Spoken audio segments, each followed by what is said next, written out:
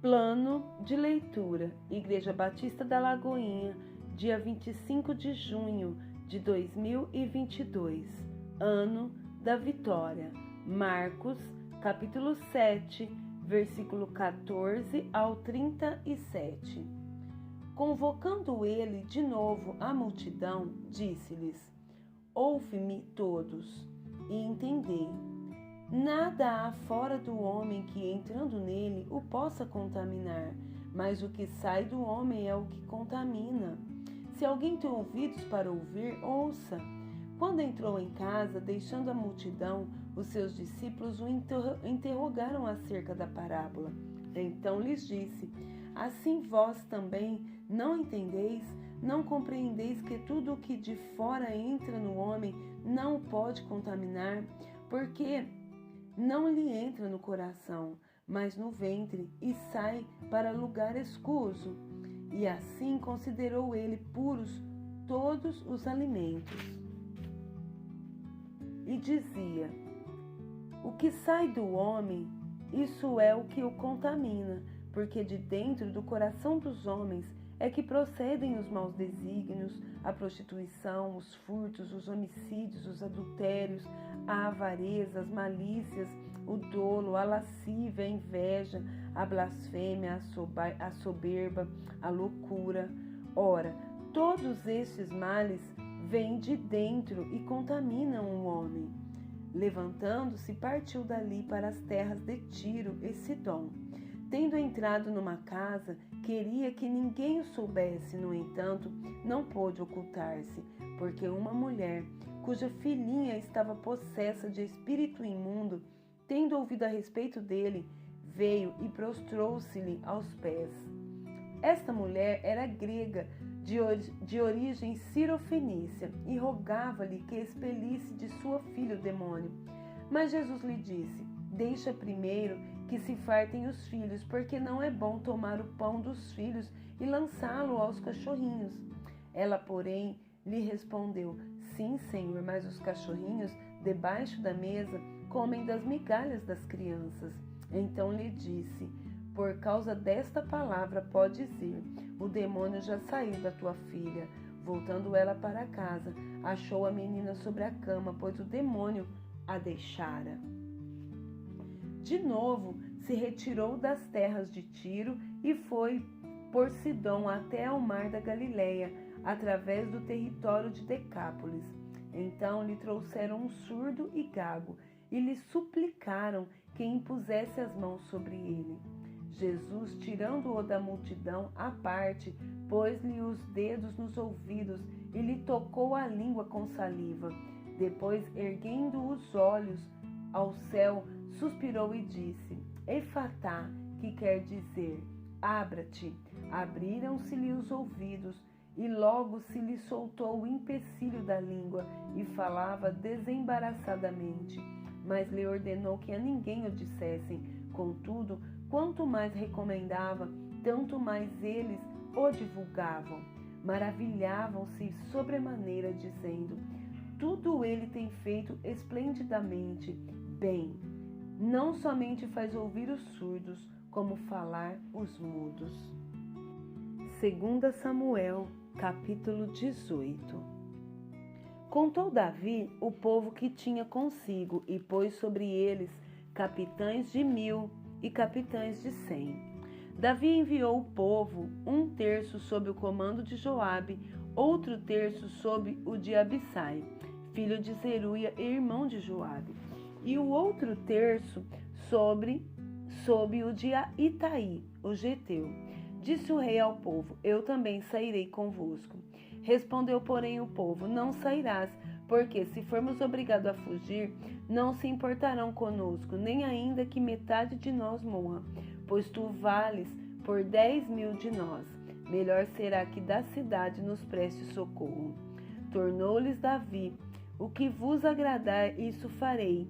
Pôs-se o rei ao lado da porta, e todo o povo saiu a centenas e a milhares. Deu ordem o rei a Joabe, a Abissai e a Itaí, dizendo: Tratai com brandura o jovem Absalão por amor de mim. Todo o povo ouviu quando o rei dava a ordem a todos os capitães acerca de Absalão. Saiu, pois, o povo ao campo a encontrar-se com Israel, e deu-se a batalha no bosque de Efraim. Ali foi o povo de Israel batido diante dos servos de Davi. E naquele mesmo dia houve ali grande derrota, com a perda de 20.000 homens, porque aí se estendeu a batalha por toda aquela região, e o bosque naquele dia consumiu mais gente do que a espada. Indo Absalão montado no seu mulo, encontrou-se com os homens de Davi. Entrando o mulo debaixo dos ramos espessos de um carvalho, Absalão, preso nele pela cabeça, ficou pendurado entre o céu e a terra, e o mulo que ele montava passou adiante. Vendo isso, um homem fez saber a Joabe e disse: Vi Absalão pendurado num carvalho. Então disse Joabe ao homem que lhe o fizera saber: Viste-o, porque logo não o feriste ali, derrubando-o por terra? E forçoso me seria dar-te 10 moedas de prata e um cinto. Disse, porém, o homem a Joabe: ainda que me pesassem nas mãos 1.000 moedas de prata, não estenderia a mão contra o filho do rei. Pois bem ouvimos que o rei te deu ordens a ti, a Abissai e a Itaí, dizendo: guardai-me o jovem Absalão. Se eu tivesse procedido traiçoeiramente contra a vida dele, nada disso se esconderia ao rei, e tu mesmo me oporias. Então disse Joabe: não devo perder tempo assim contigo. Tomou 3 dardos e transpassou com eles o coração de Absalão, estando ele ainda vivo no meio do carvalho. Cercaram-no 10 jovens que levavam as armas de Joabe e feriram Absalão e o mataram. Então tocou Joabe a trombeta e o povo voltou de perseguir a Israel, porque Joabe deteve o povo. Levaram Absalão e o lançaram no bosque, numa grande cova, e levantaram sobre ele muito grande montão de pedras. Todo Israel fugiu, cada um para sua casa. Ora, Absalão, quando ainda vivia, levantara para si uma coluna que está no vale do rei, porque dizia: filho nenhum tenho para conservar a memória do meu nome, e deu o seu próprio nome à coluna, pelo que até hoje se chama o monumento de Absalão. Então disse Aimaas, filho de Zadok: deixa-me correr e dar notícias ao rei de que já o Senhor o vingou do poder de seus inimigos. Mas Joabe lhe disse: tu não serás hoje o portador de novas, porém outro dia o serás. Hoje não darás a nova, porque é morto o filho do rei. Disse Joabe ao etíope: vai tu e diz ao rei o que viste. Inclinou-se a Joabe e correu. Prosseguiu Aimaas, filho de Zadok, e disse a Joabe: seja o que for, deixa-me também correr após o etíope. Disse Joabe: para que agora correrias tu, meu filho, pois não terás recompensa das novas. Seja o que for, tornou Aimaas: correrei. Então Joabe lhe disse: corre. Aimaas correu pelo caminho da planície e passou o etíope. Davi estava sentado entre as 2 portas da entrada.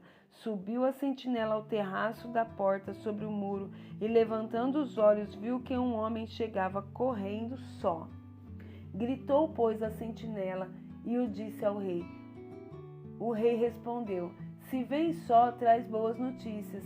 E vinha andando e chegando.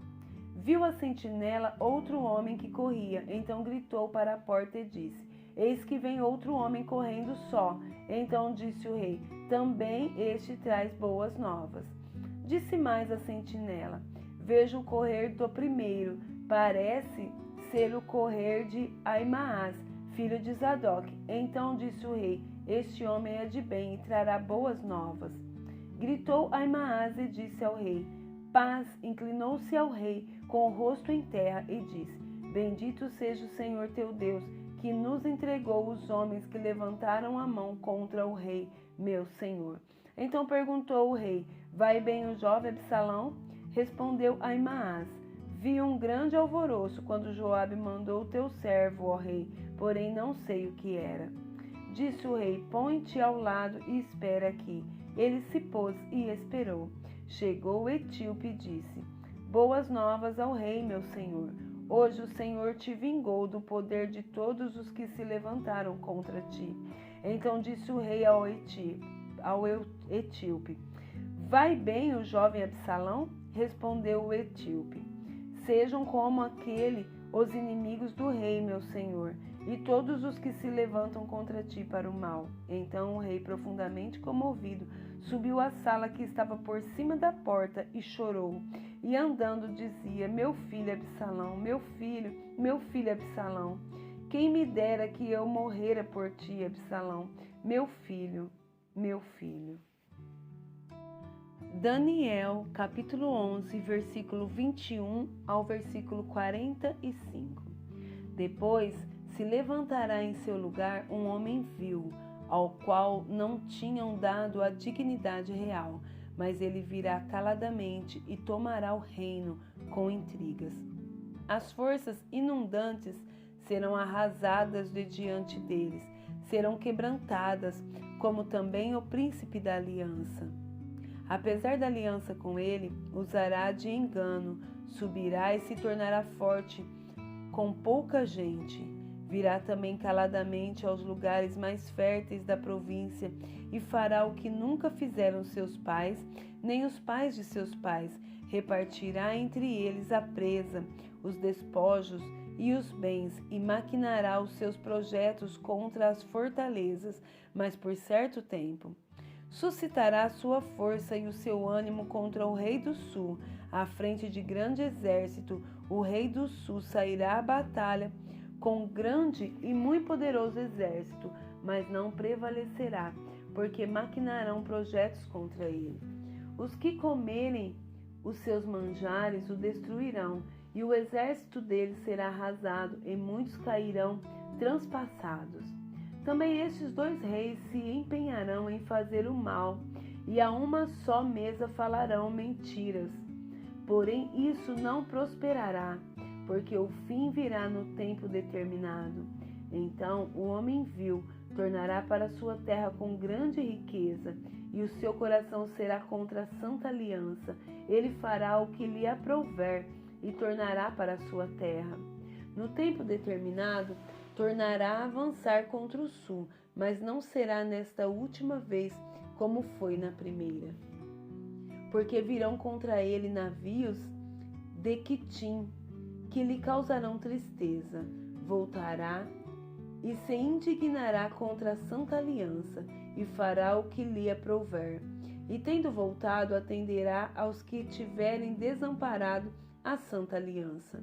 Dele sairão forças que profanarão o santuário, a fortaleza nossa, e tirarão o sacrifício diário, estabelecendo a abominação desoladora.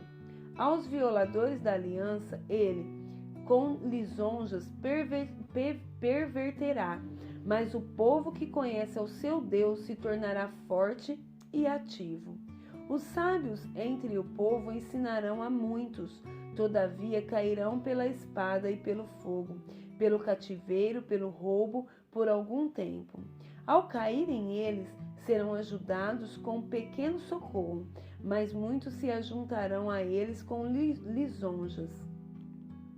Alguns dos sábios cairão para serem provados, purificados e embranquecidos, até ao tempo do fim, porque se dará ainda no tempo determinado.